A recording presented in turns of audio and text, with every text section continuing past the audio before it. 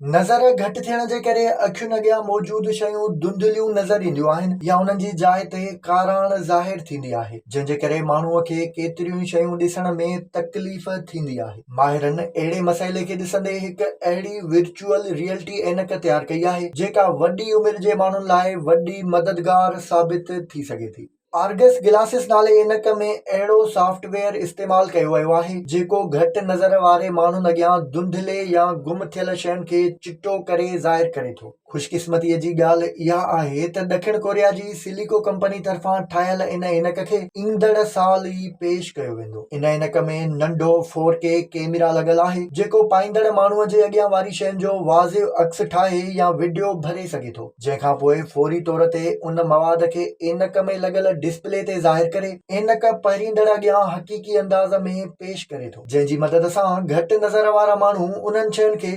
1080 pixel जी resolution में वाज़िब तौर ॾिसी सघनि था। इन ऐनक खे हिकु एप्लीकेशन ज़रिए मोबाइल फोन सां बि ॻंढे सघिजे थो, जंहिं ज़रिए इहो बि ॼाणे सघिजे थो त मरीज़नि जी अखि जो कहिड़ो परदो मुतासिर थियल आहे, जॾहिं त ऐनक पाईंदड़ माण्हू रुॻो आवाज़ जे सहारे मुख़्तलिफ़ जायुनि खे ज़ूम करे बि ॾिसी सघनि था। इन ऐनक ते हिकु लिक्विड क्रिस्टल लॻल आहे जेका रोशनीअ खे पाण मुरादी तौर घटाए या वधाए सघे थी। एॾियुनि सलाहियतुनि बावजूदि इन ऐनक जो वज़न रुॻो 94 ग्राम आहे ऐं इहा स्टाइलिश ऐनक घटि नज़र वारे माण्हुनि जा वॾा मसइला हल करे सघे थी। विज़िट कयो अवामी आवाज़ मीडिया ग्रुप जी वेबसाइट awamiawaz.pk